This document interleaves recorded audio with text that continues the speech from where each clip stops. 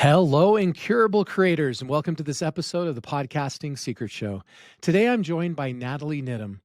Nathalie is a certified holistic nutritionist, an epigenetics coach, and host of the acclaimed podcast Longevity with Nathalie Niddam. As a human optimization strategist, Nathalie has carved out a unique position in the longevity science space, interviewing world-class scientists and innovators on topics ranging from peptides and bioregulators to mitochondrial health and neurosciences. Nathalie also has a membership community called Longevity, which we're going to talk about today and which you can find at her website. Nathalie's mission centers on democratizing access to advanced health technologies and empowering people to take control of their aging process. Her show has become renowned for making complex scientific topics accessible and actionable while maintaining scientific integrity. Welcome to the Podcasting Secret Show, where successful creators share their best stories, secrets, and strategies. I'm your host, Nathan Gwilliam. Thank you so much for joining us today, Nathalie. Thank you so much for having me, Nathan. It's a pleasure and an honor to be here. Nathalie, can you start off by sharing with us something that most people don't know about you? Well, most people don't know that French is my first language, so we could start with that. Interesting. My daughter was a missionary that served in France, and she just got back like 2 months ago. So there's a lot of French in my home. Nice. It's the best way to learn a language. Yeah. Tell me about your journey to become a podcaster. Wow. Okay. Well, it's a long journey, so I'm gonna speed course through it. And if there's anything you really want to dig into, we can always go back and visit. So, I think that being a podcaster was not necessarily something that was on my radar. I went back to school about 15 years ago and became a holistic nutritionist. And so prior to that, the things that I did is I studied physiology when I was in university. I was a fitness instructor for most of my adult life, but my main job for most of my adult life was in advertising and magazines specifically. Interesting. So that was my main gig. But the way that I kept my hand kind of in health and science was by being a fitness instructor. So then 15 years ago, I just couldn't handle the whole advertising magazine business was declining already. And anybody who was around long enough to know how big, let's say, for example, a Vogue magazine was back in the day. In September, you could have clubbed a baby seal with it, which is not a nice image. Sorry, guys. For anybody who's sensitive about these things. So from those days to now, if it even exists in print, it's this tiny thing. So the magazine industry was going up in smoke. I was trying to figure out what else to do with myself. And, I was deep into kind of the following people like Rob Wolf, Mark Sisson, JJ Virgin at the time, who were really rewriting the script on being healthy. This is when the paleo diet was really coming up. And I'm reading all this stuff. I'm downloading it to my chiropractor, who's downloading it to his patients. And he comes in one day and goes, "You know what, Nat, I've been talking about what you've been talking about with me, with my patients, and a couple of them are doing really, really well. You should actually be getting paid to do this." And I was like, that's interesting. And so within a week, I'd registered to go back to school and become a holistic nutritionist. And, I kind of muddled along as a holistic nutritionist for about half a dozen years until I came across something called peptides. And at the time, nobody was talking about peptides, or they were just starting to break through. And I became really fascinated with them. And so, to kind of get into the conversation, I started at the time a Facebook community. And that community today is up to 34,000 people. But unfortunately, it's landed in the crosshairs of Meta. So much as I would encourage people to go join it, I would discourage people from joining it right now because people can't really post. It's hard. It's made our lives very miserable. But having said that, at the time, within about a year, I think I had about 5,000 people in there. Now I really wanted to learn more about peptides. It was very hard to learn about them at the time. I was kind of like, how am I going to get people to talk to me who know more about this stuff than I do? And I was working with someone at the time who suggested, what you should do? You should start a podcast. And I was like, you've got to be joking. There's no way the world needs another podcast. There's already, at the time there were maybe 5 million podcasts. Today, there's probably 20 million podcasts. But, I was like, no way am I starting a podcast. Anyway, she badgered me until finally in October, November of 2020, I went out there with my first episode. And the rest, as they say, is history. I was fortunate that I had a community of about 5,000 people at that time who were just as interested in what I was interested in. And so I kind of had this starter audience, if you will. And that's how I got into podcasting. Tell us about some of the success that you've had along that podcasting journey. Well, I think I've just been really fortunate look, part of it was dumb luck, being at the right place at the right time. And part of it is being fortunate enough to have the foundation in science that I had. And I guess also being a natural conversationalist, and so when you can put those things together, you can end up with a mix that is very appealing to the listening audience. And the dumb luck part was that was the beginning of COVID. Oh, wow. Your timing was perfect. So my time, completely by total accident, like who knew, right? But suddenly we were in a world where people were stuck at home. They didn't have that much to do, and they became awfully interested in this thing called health. And so, not that I talked about COVID much on the show at the time, but we were talking about health optimization. We were talking about how to stay healthy, how to support your immune system. We were talking about peptides. We were talking about all these topics and also talking about giving people agency over their health, like just saying to people, the choices that you make have a massive impact on how you're going to feel and how your body's going to perform, which was a message that they were ready to hear at that point. Yeah, a lot of them were scared about their health with everything going Terrified, on. Right? COVID. Yeah. And it was, I wouldn't, like I said, it was being in the right place at the right time, which really allowed the podcast to gain traction pretty early on. And I did it fully organically. Like there are other podcasts that started around that time that got a lot bigger, a lot faster, and probably because they had marketing machines behind them and they just leaned into it. But my podcast until maybe a year ago was pure organic growth, but which is slower.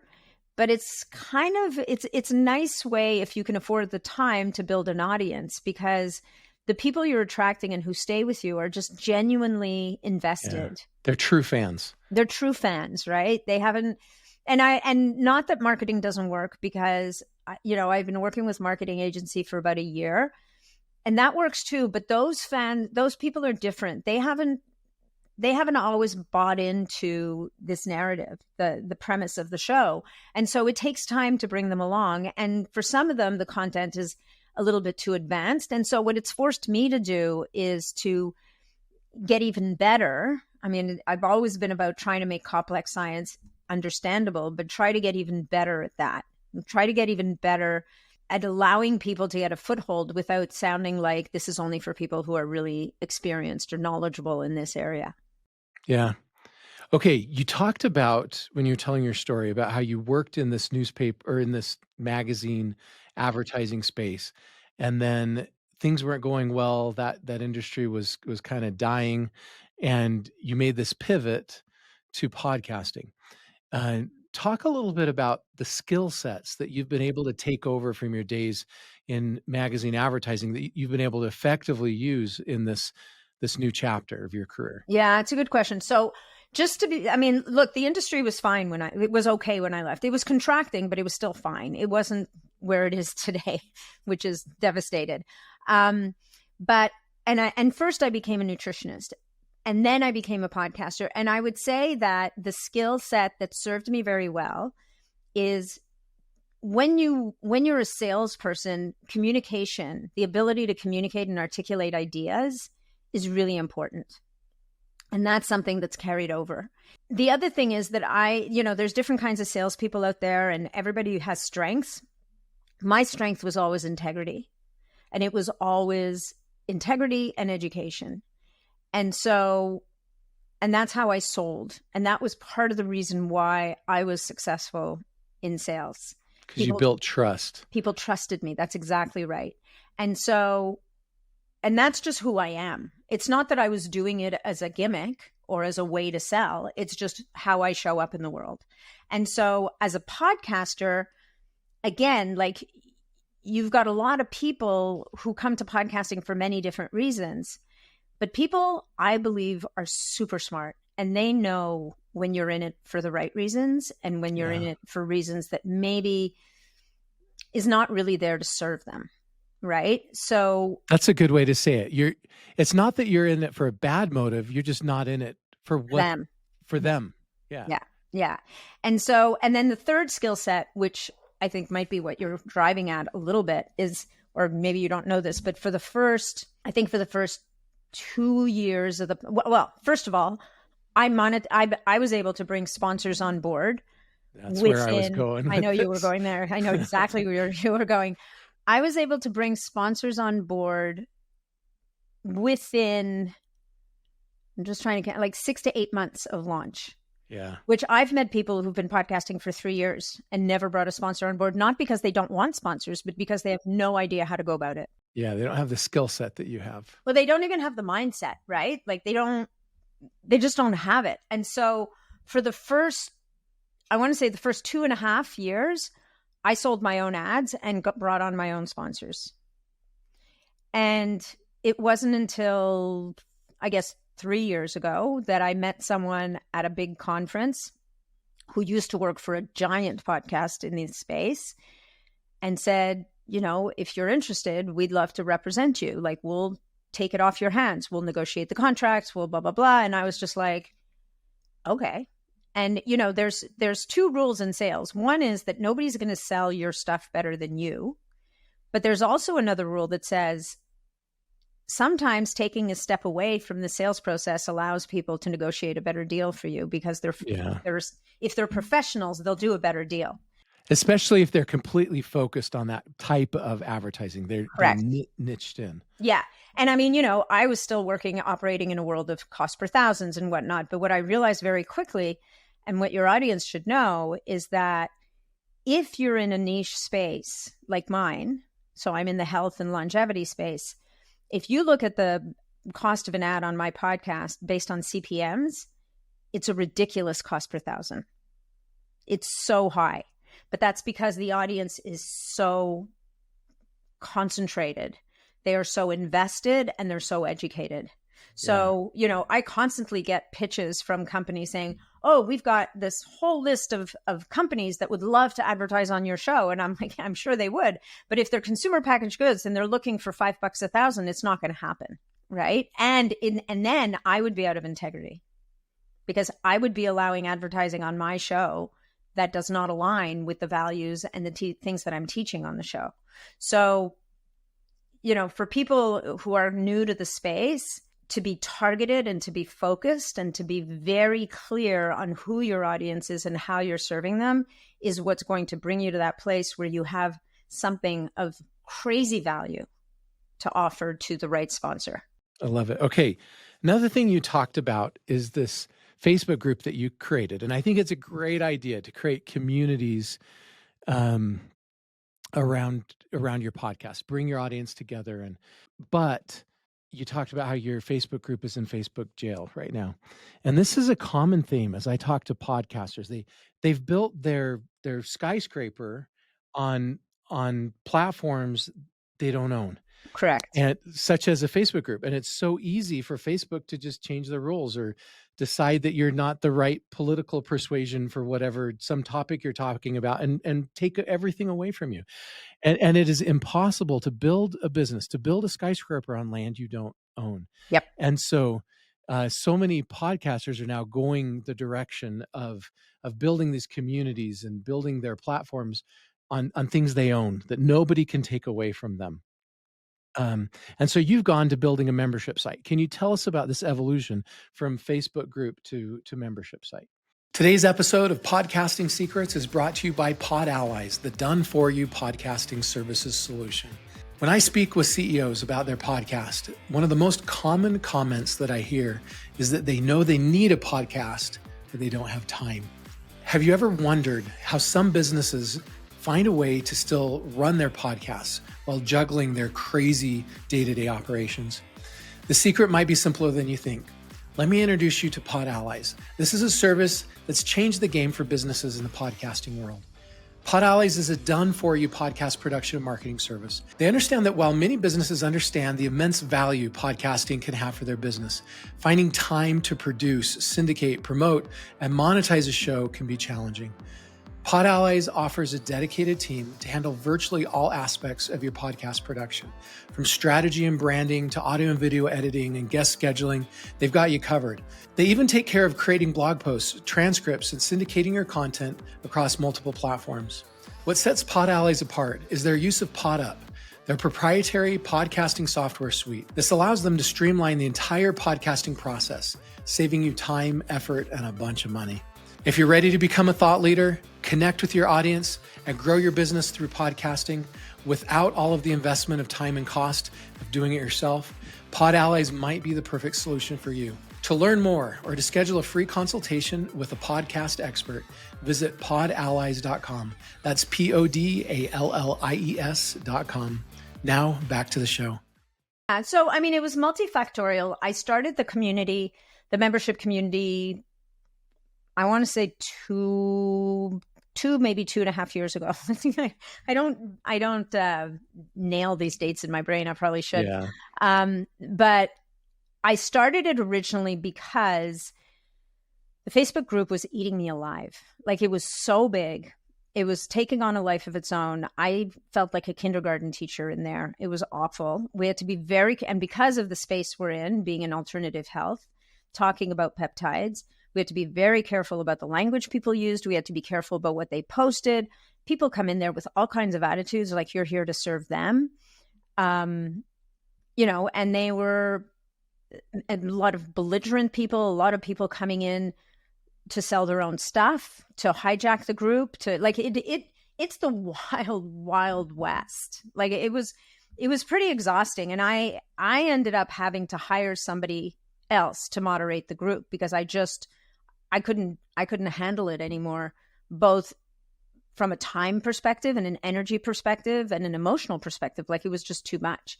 Yeah. And so what I decided to do was, this is going to sound a little awful, but you get to a certain point where you've interviewed enough people, you know enough stuff, you've learned enough that your time becomes very, very, it becomes valuable.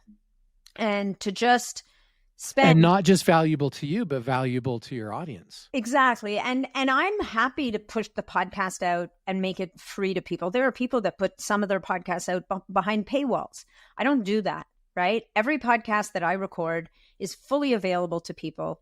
I hope that people understand, and I explain to them in a very short way that the ads on the podcast, as much as you may resent them, is what pays for the machine I had to build to create this podcast. That's right. And putting out, you shouldn't have to feel guilty about that. No. And putting out a podcast, I started with a $50 snowball mic, right? A blue snowball mic and my computer camera. And it was just me. And then there was a guy in my group who said, "Hey, Nat, would you like an audio and video editor?" So I hired him, and he was just getting into it. So he charged me like $25 an episode. And that's all I had for the longest time until I hired a producer.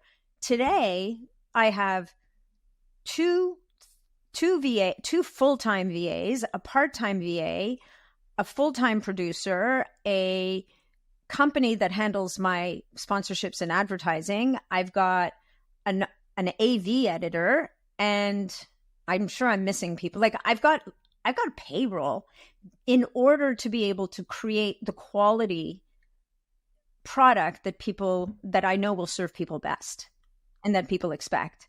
And I haven't even turned my attention to YouTube yet. Like, I throw the episodes up there, but not even working on YouTube yet. So podcasting being able to have the bandwidth to do the research, to be educated, to produce something of value for the audience takes a lot of resources and takes time. So those ads pay for that. Now, when it came to the community, now all of a sudden I'm producing a free podcast and I'm giving my time freely on this platform that's just getting bigger and bigger and bigger and bigger and bigger and more onerous to manage. So finally, I just slammed on the brakes. I said, okay, look, if you want me, then you're going to have to make a little investment, pay a bit of money. I'm moving the community onto a paid platform where we can speak freely and someone's not sitting there reading every word and deciding 2 years later that this post that was posted 2 years ago contravenes some mysterious community guideline that you don't even get told about, and takes it down, and it creates a strike against you, right? And this is the process that Facebook goes through. And so communities disappear overnight. There's no recourse. Is that why your Facebook page is it's invisible Facebook now? jail? So it's right now. So they took it down for almost a month, and now it's back, but the group title is pending, or group name is pending. So it's very hard for people to find. I'm so grateful and fortunate that I moved my attention over to this membership community. So I now have 2 membership communities. I have one that's $5 a month, which is for the Facebook refugees, I call them. I'm like, look, I have to pay for this community platform. I have to pay, and I pay people to help with the Facebook group. So I'll give you a space for $5 a month to speak freely and to communicate with each other. And then for those of you who are able to and are interested, there is the larger community, which is a bigger investment. But, I do weekly live Q&As in there. I bring in podcast guests to do live Q&As with the community. People, like, it is crazy what goes on in there. But as soon as people are paying for something, it seems to pull a lot of the more difficult to manage characters out of the mix. Yeah. Right. And so, but out of 34,000 people, do you want to guess how many people have moved over? How many? It's been 2 months, 73 people. Okay. People don't want to pay. Yeah. They just don't. This is to the higher dollar community. No, this is to the $5 a month community. Okay. 73 gotcha. out of 34,000 people have moved over. So, I mean, I'm like, look, I can't make you guys do anything you don't want to do. I'm not here to. It's hard to change those expectations when they're used to getting something for free, and people want free shit. Like, yeah. Sorry. That kind of speaks in defense of don't do the free community and just launch the paid membership community from the beginning. Exactly. I mean, look, here's the thing. Like, at the end of the day, there's a value exchange here, right? I offer what I have to offer, and in exchange, people will pay some money. And if they don't want to, that's okay. But I had someone message me because they find me one way or another. And I had a woman message me on Facebook Messenger, I guess it was, which I no longer really see properly. I only see it on some other platform. And she's like, it's really hard to enjoy a group when I can't get my post approved. And I'm like, I'm really sorry about that, but the group is now out of my control. And I'm sorry if you're not enjoying it. Last time I checked, I don't know. Anyway, I try to be kind, because I know that people very often come to these groups looking for answers. They're also unrealistically looking for medical advice over and over and over again. And it's a very slippery slope. So I would say to anybody, start a community, but even if it's the cost of a coffee a month, have people put some money down, like make an investment in that community, because then they've made a commitment. And the people who won't pay the $5 or the $10 or whatever it is you choose to charge are not the people you're looking for. Yeah. And then you can afford to hire people, and you can afford to do a good job want to on your community. And you put in your time. You're not doing this as a not-for-profit, so you will make money. It's a business. Yeah. Any business. And then you can afford to run ads and grow it and do a lot of things you otherwise couldn't do. Correct. Okay. Tell me about the biggest challenge that you faced in this podcasting journey, or one of the biggest challenges, and how you overcame it. I've been very lucky I've had a really good run. I would say that the biggest crisis I experienced was when it was last fall, actually. I decided it was time for me to get it was time for me to make a change on the production side. And I thought I had found like my dream producer. Like this guy he'd worked on some of the biggest podcasts in my space. And I would tell you guys, particularly if you're in a niche space like me, your producer needs to have knowledge of what you're doing. Otherwise, it's going to be very hard for them to really be helpful with the show. And so I hired this guy. Mistake I made, which I'll never make again, is I did not have him sign a piece of paper. And so I went ahead and fired my existing crew. And I had gone to a retreat. And the week after the retreat, I unexpectedly ended up doing this like very intensive 6-7 day brain training program, like really, really intense, as in I didn't look at my phone virtually for 7 days. And I came out of this very intense experience, and I'm on the shuttle bus to the airport at 7:30 in the morning on a Sunday. And I get a text from my new producer telling me that he quits. He changed his mind. He doesn't want to take the job. And I had 1 week of episodes produced at that point because, you know, my old team had stopped working. I figured he'd started working on episodes, but he hadn't. And, you know, quite apart from the fact that I was coming out of a very intense week that involved not a lot of sleep and a lot of deep work, I literally looked at my calendar to see if it was April Fool's Day. Like, I was like, you've got to be kidding me. So how'd you get through that? I leaned on the people around me who were very well connected. And the company that handles my sponsorships and advertising is run by a woman who's possibly one of the best connected people in the industry. And she actually had been the one who found me that guy in the first place. So she represents my show. So she had a lot of interest in solving this problem, helping me to solve this problem. So within 24 hours, she had found me an interim producer who was going to kind of bridge me. I ended up rehiring my audiovisual editor because, God bless him, like after being fired, came back on a dime and picked up the pieces again. And then I ended up, after about a month and a half, you know, through a series of whatever, the first producer I ever had, who had then gone to a very big podcast, went through transition and decided to come back to me. So at the end of the day, it turned out to be perfect and just as it needed to be. But I would say that first 24 to 48 hours, I just about lost my mind. Yeah. So it was, and you know, I would say that this can happen. I mean, look, your producer could, God forbid, something could happen to them. So if I have one piece of advice to give any podcaster here, is have at least 2 weeks of material in the bank at all times. And that's a minimum. We try to work a month in advance. Yeah. When I first started my first show, I had a producer and felt like we were always operating in crisis mode. And you know, I was publishing every day, and I made that commitment to publish every day for a year. And I remember a lot of nights the producer had like gone to bed for the night and it wasn't done. And I was sitting up before midnight trying to get it published and get it out because she dropped the ball. And I got sick of it, and I hired another producer, and that producer got me more than a month ahead. I think I got almost 2 months ahead on my shows, and it makes such a difference to get the right producer in there who can. Yeah. It took my current producer, I think it took her 3 months to untangle the mess I was in.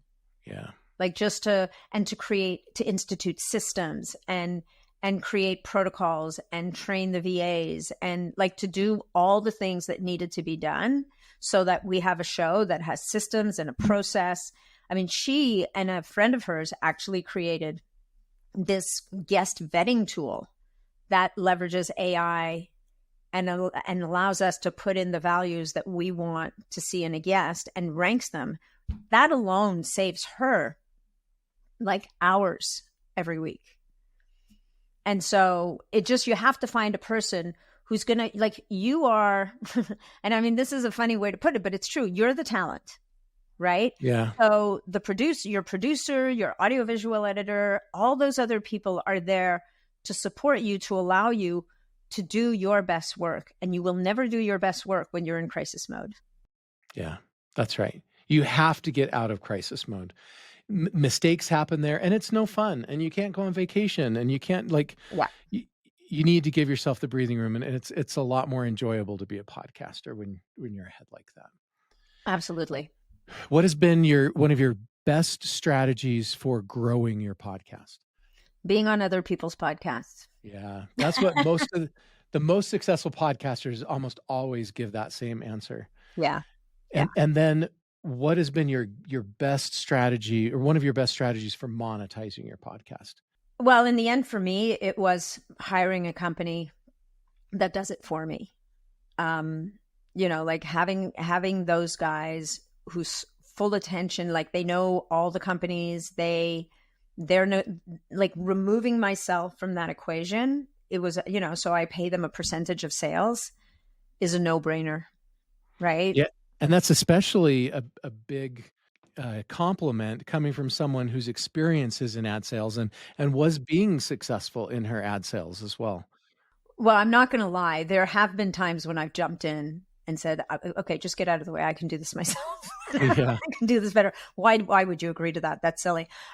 So it has helped me to this day, knowing having the life experience that I have in advertising and in sales.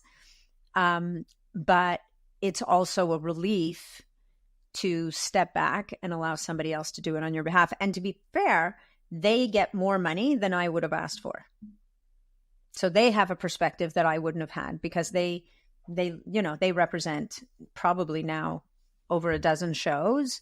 So there's a little sacrifice in there sometimes, because you're not the only kid in the sandbox anymore. At the beginning I was, and eventually the sandbox grew to accommodate more people. And so maybe there's a little trade-off somewhere, but I honestly don't feel it. I've seen nothing but growth and support from these guys. But, some people would say, no, it's me. I want to do it. I don't want to pay anybody else. I'm not going to give them a percentage of my money. And that is a mindset that will keep you stuck. Yeah. So yeah, you're buying back your time. You're allowing yourself to focus on the things that really matter in your business. Yeah. Yeah. And you know what? You may give up, I don't know, 15% of the pie, but you're going to get a much bigger pie. Yeah. So and you got all that time back that you didn't Exactly. have to put into it. Yeah. And the opportunity cost of the things that you weren't able to do because you were spending your time on your ads, you now can focus on those things that really matter. Yeah. What works really well for me, though, is also knowing as much as I can, knowing my advertisers, like having a relationship with them. And again, because of the industry I'm in, I go to conferences, I speak at conferences. And so I get to meet a lot of these people.